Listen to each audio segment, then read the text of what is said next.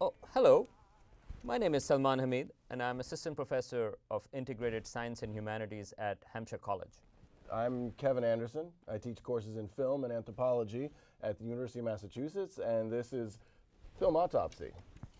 Hello, and welcome to a film essay on breaking boundaries in the new film Cloud Atlas. Now, we've done a review of the film, so we will include some spoilers in this particular discussion. As we'd said before, and for those of you who've already seen it, the film has 6 different storylines spanning from the years 1849 to like 2346. And in each of those stories, there are a character or characters who are breaking bonds of oppression, stereotypical boundaries and whatnot. So in the first one, in 1849, it deals with slavery, and this one particular character who's a slave involved in the slave trade, him overcoming what he sees as the difference between him and this black slave that he befriends on the ship.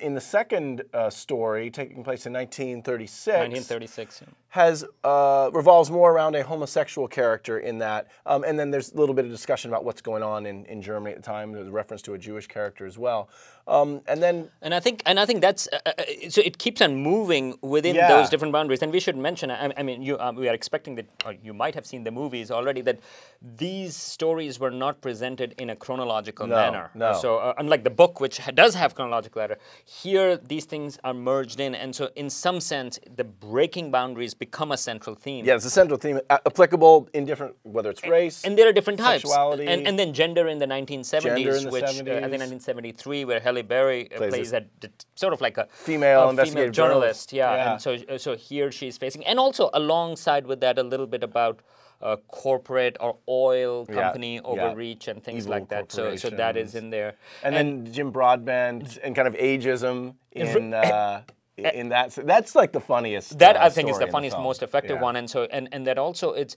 about ageism, but also sort of like what to like the problem of overpopulation in some sense. Okay, what to do? Aging population. Right. And aging population. Well, you want to get rid of them, sort of like put it in the prison type of thing. Yeah. And then you have a neo soul, which I thought in many ways visually it was one of the best ones. But but over there it was kind of consumption, and I think well, there are these characters who are manufactured, okay, for the explicit purpose of consumption, to be kind of sexy cocktail waitresses in these clubs, and so consumption in both ways, meaning to say that as servers, as servants, but also as consumption as food, for example, like So I think in both ways they're just.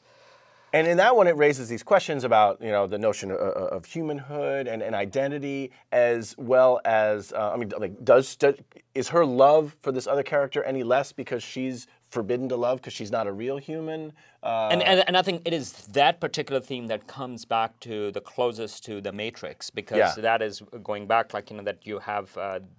These, I mean, in the Matrix, you have these infants, for example, or like the bread for power. For power, and here you have these beings that are, or not well, they are beings, artificial beings or whatever, manufactured beings who are being used for food and stuff like that, and the rising up of that, and you already see in Neo Soul you have the underbelly of the society, which is very similar to the Matrix, where you had the real world versus the artificial, and here the real and artificial boundary becomes the consumption and the consumed, and I think that's where the boundary comes in. It's very interesting, and it just came to me now, I'm not going to push it, but even just the title of that sequence is Neo Soul, and I think you can take that as a kind of double entendre, especially when looking at this particular character. Actually, that's interesting. And then the last one, which I think is the most problematic one. The Ron Howard story in it.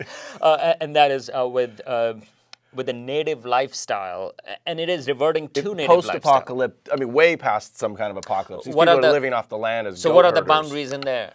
The boundaries in there, to me, I saw that more as like this reversing this kind of gaze of self and other, where all the natives are white, and the people, not colonialists, but the more advanced, technological advanced society are all black, African American, darker skin, coming to where all the white natives are, and trying to negotiate with them to try to overcome stereotypes that the natives have towards them as outsiders. In some sense, and again, I'm thinking about it now. And by the way, neither one of us has read the book, so I mean, I'm sure that the book has more stuff in it. But I mean, but I'm thinking from the movie perspective. I mean, it kind of like bookends from where it was started, because it was also about the natives and race in a particular way, where the ship in the first segment is chronologically in the first segment in the 19th century, that's the white ship, for example.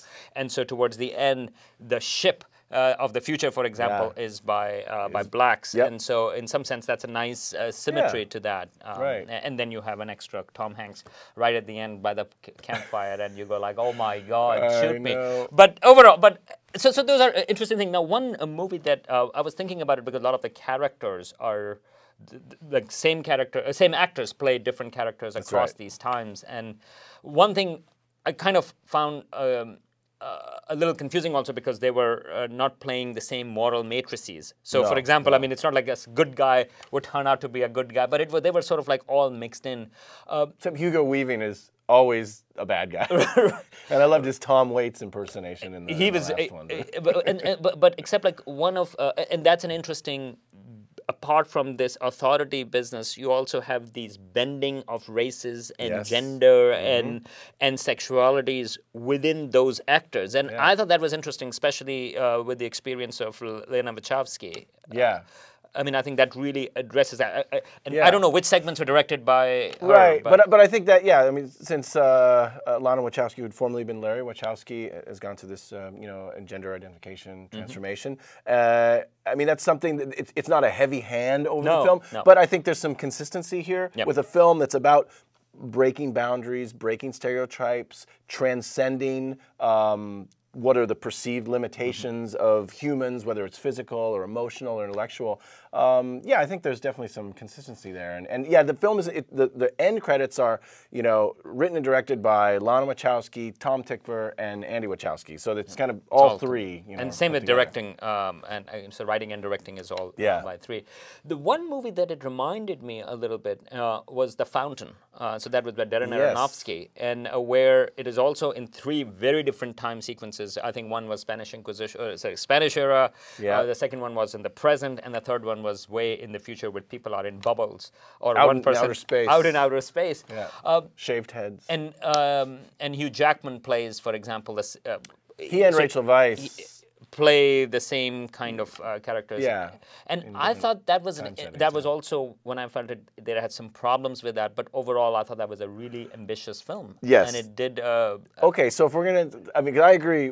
The Fountain, very ambitious and tackled by one person. Right. And here we have Cloud Atlas tackled by three people.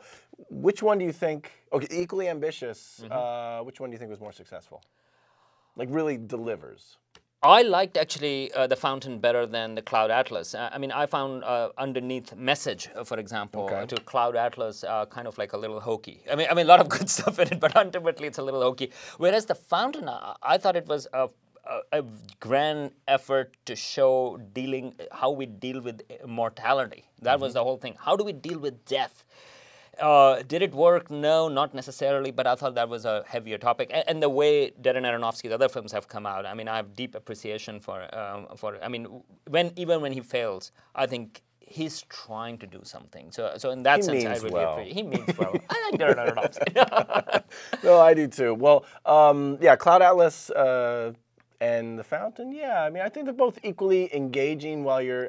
I think Cloud Atlas is maybe a little funner. Oh yeah, no, that's watch. true. That's true. It's not as grim as The Fountain. Absolutely. Well, it was dealing with death. I mean, you want like joyful film about death? Well, that will be a problem. Right. But is there any other comparison from Cloud Atlas? I mean, there are multiple ways we can go with that. There's the director of things like 20,000 Leagues Under the Sea, Soylent Green, and Fantastic Voyage, Richard Fleischer. So if you take him and combine him with Robert Altman with these multiple storylines, that might be another way to talk about Cloud Atlas. But that would be maybe a whole other essay on this. Rather. Very engaging, interesting, fun to watch film. Definitely a movie that you'll be talking afterwards, like whether you like it or not. But we're still talking. Yeah. All my love to you.